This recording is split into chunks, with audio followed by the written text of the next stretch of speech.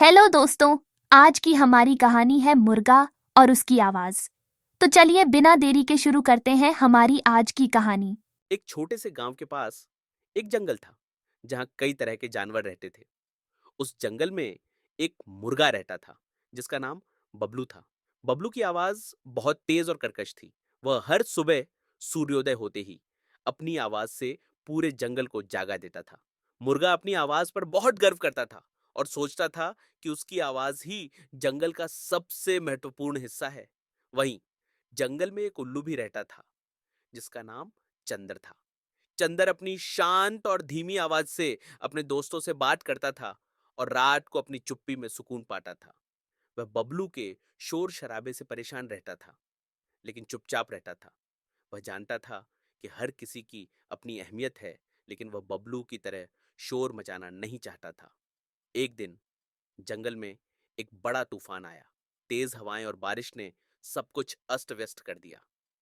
बबलू अपने घोंसले में घुसा और सोचा, मुझे तो कोई फर्क नहीं पड़ता, मैं अपनी आवाज से ही सबको जगा दूंगा। उसने जोर जोर से बांग दी, लेकिन उसकी आवाज हवा के शोर में खो गई। जंगल के सारे जानवर अपनी जगह से हिलने की हिम्मत तक नहीं जुटा पाए। तभी चंदर उल्लू ने अपनी शांत और धीमी आवाज में सभी जानवरों को सुरक्षित जगहों पर जाने के लिए कहा।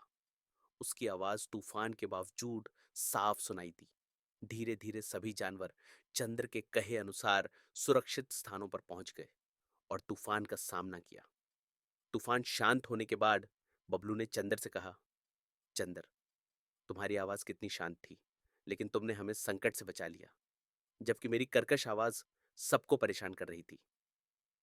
अब मैं समझ गया कि हर किसी की अहमियत अलग अलग होती है।